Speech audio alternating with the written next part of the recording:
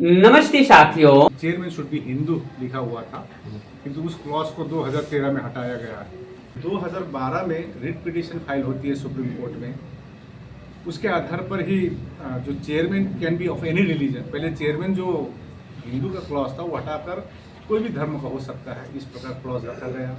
1970 के बदलाव के लिए माननीय प्रधानमंत्री और बीटी एक्ट 1949 के अंतर्गत 2013 में किया गया बदलाव के लिए इन पर विश्वास व्यक्त किए हैं कि वे बौद्ध के हितों का ख्याल रखते हुए बीटी एक्ट 1949 में आवश्यक बदलाव लाएंगे। बीटी एक्ट 1949 के विरोध प्रेस कॉन्फ्रेंस में परिचय के दौरान ऑल इंडिया बुद्धिस्ट फोरम और ऑल बुद्धिस्ट ऑर्गेनाइजेशन के नेशनल जनरल सेक्रेटरी आकाश लामा ने बताया तथागत बुद्ध के सामने शिवलिंग होने की बात उठी है। आकाश लामा ने बीटीएमसी मेंबर पर डाउट व्यक्त किया है। भारतीय संविधान में वर्णित धर्मनिरपेक्षता के आधार पर धर्म स्थलों कमेटी के सदस्य केवल उसी धर्म के लोग होते हैं। महाबोधि महाविहार के संचालक कमेटी में बौद्ध सदस्य हो, इस मांग को लेकर 12 फरवरी 2025 से महाबोधि महाविहार के सामने अनिश्चितकालीन भूख हड़ताल होने जा रहा है। एविडेंस पूरा प्रूफ कर दिया है कि वहाँ पर शिवलिंग नहीं था। शिवलिंग वहाँ नहीं था। अभी उनका एक बयान आया वहाँ पर शिवलिंग है बोल के 1922 में, तो महात्मा गांधी ने स्वयं ने कहा था कि ये बौद्धों के स्थल है और बौद्धों को दिया जाएगा। बनते सुरेश देसाई जो जापान के बनते आते हैं, उन्होंने ये आंदोलन शुरू की। फिर से काफ़ी तीव्र आंदोलन होती है, जिसमें 86 दिन तक धरना होना। यहाँ पर जंतर मंतर में हमारे बनते प्रज्ञाशील महाथेरो जी भी उस धरने में थे। एक अभय रतन बौद्ध है दिल्ली के, वो भी इंडिविजुअल लेवल पर रिट पिटीशन फाइल करते हैं। अभी तक किसी की सुनवाई नहीं हो रही है। मैं मैत्री भिक्खु महासंघ का अध्यक्ष हूँ। लोक सम्राट मंदिर बनाए, उसमें किसी तरह का कुछ नहीं बैठा सके, फिर बाद में आए कोई तो बुद्ध की मूर्ति बनी। मैं शिव प्रसाद और बोध रत्न बोध गया बिहार से मगध विश्वविद्यालय स्कॉलर हूँ। बीटी एक्ट 1949 के तहत बीटीएमसी में 4 हिंदू और 4 बौद्ध सदस्य तथा इसका अध्यक्ष हिंदू जिला पदाधिकारी होते थे।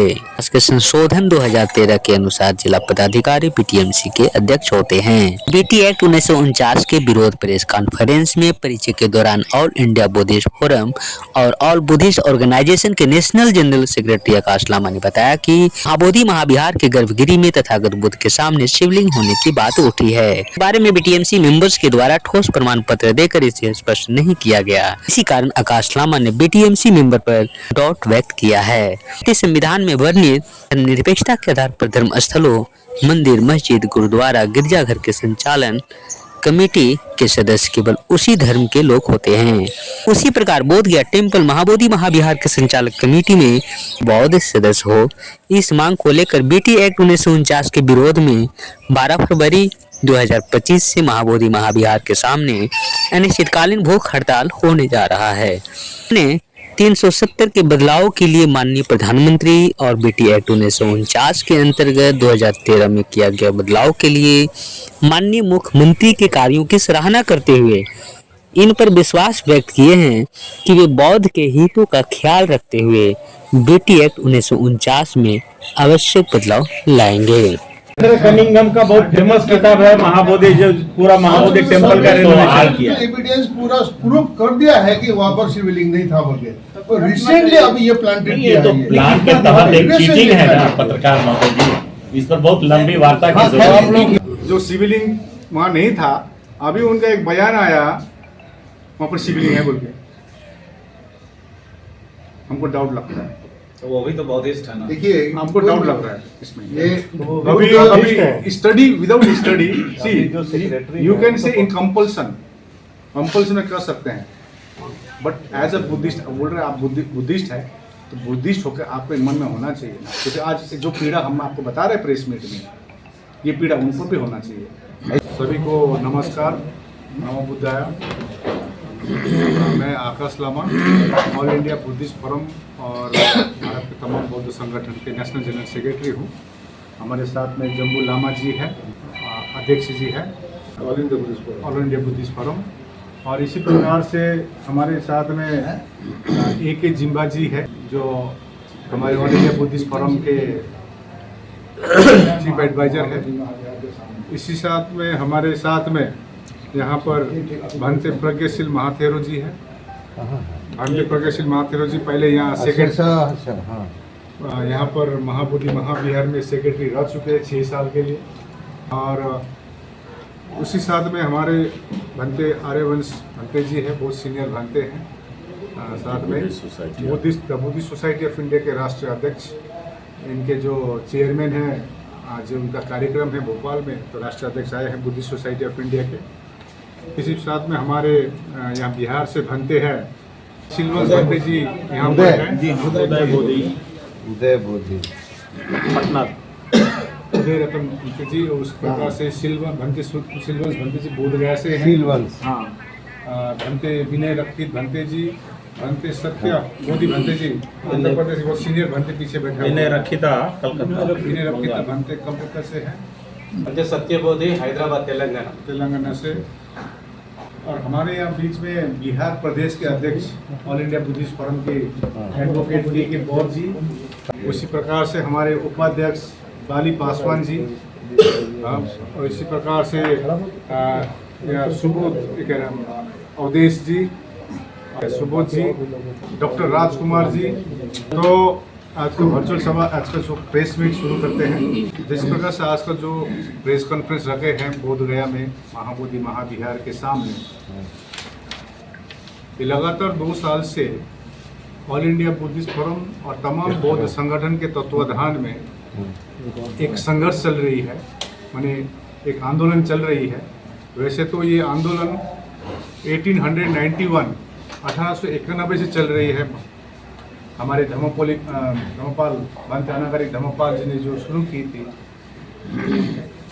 1891 में, उन्होंने जो आंदोलन यहाँ पर जो महाबोधि बौद्धों की सबसे पवित्र तीर्थ स्थल महाबोधि महाविहार जो बौद्धों के हाथ में नहीं थी, जिस अवस्था में थी, उन्होंने बुद्धिस्ट सोसाइटी ऑफ इंडिया का निर्माण करके काफ़ी संघर्ष किए। महात्मा गांधी ने इसी पवन धरती पर, जब यहाँ पर इंडियन नेशनल कांग्रेस का सभा हुई थी 1922 में, तो महात्मा गांधी ने स्वयं ने कहा था कि ये बौद्धों के स्थल है और बौद्धों को दिया जाएगा। लेकिन उनकी परिनिर्वाण, उनकी देहांत हो जाती है अनागरिक धर्मपाल के 1933 में, तो ये आंदोलन वहीं ठप हो जाती है। बीच में हाईकोर्ट, कलकत्ता हाईकोर्ट में रिट पिटीशन फाइल होती है इसके बारे में, महाबोधि मूर्ति के बारे में, तो उसमें कुछ हियरिंग नहीं होती है। तभी भारत को पहले काम था भारत को स्वतंत्र होना, इसीलिए उस पर सभी लगे हुए थे। अंततः अपने स्वतंत्र बाद में, भारत के स्वतंत्र के बाद में एक कानून बनती है BT एक्ट 1949, बोध गया मंदिर अधिनियम 1949, जिस कानून के आधार पर, जो बिहार सरकार के कानून है, इसके आधार पर कमेटी बनती है 9 मेंबर्स की। 9 मेंबर में 4 बौद्ध, 4 हिंदू और DM, गया के DM रहेंगे चेयरमैन, और भी, और चेयरमैन शुड बी हिंदू लिखा हुआ था, किंतु उस क्लॉज को 2013 में हटाया गया है। तो काफ़ी यहाँ पर बौद्धों की उपस्थिति कम थी। हालांकि बहुजन समाज अभी पूरा जाग गए हैं बिहार में, जान रहे, अपने इतिहास जान रहे हैं। सम्राट अशोक की धरती है, यहाँ से बौद्ध धर्म के विदेशों में गए। विश्वगुरु जब थे, भारत जब सोने की चिड़िया थी, सम्राट अशोक के समय भी आ गई है। अभी हम लोग ने धम्म यात्रा पूरे बिहार के प्रत्येक जिलों में 10 जनवरी से 1 महीने की हम लोग की धम्म यात्रा थी, तो काफ़ी सारा जानकारी है। अभी भी 1992 में भंते सुरेश देसाई, जो जापान के भंते आते हैं, उन्होंने ये आंदोलन शुरू की। फिर से काफ़ी तीव्र आंदोलन होती है, जिसमें 86 दिन तक धरना होना। यहाँ पर जंतर मंतर में हमारे भंते प्रज्ञाशील महाथेरो जी भी उस धरने में थे, आर्यवंश भंते जी, इसी प्रकार से शीलवंश भंते जी, सब सीनियर भंते सब उपस्थित थे। वहाँ भंते आए हुए हैं नांदेड़ से, सब उपस्थित थे। तो वह आंदोलन दब जाती है।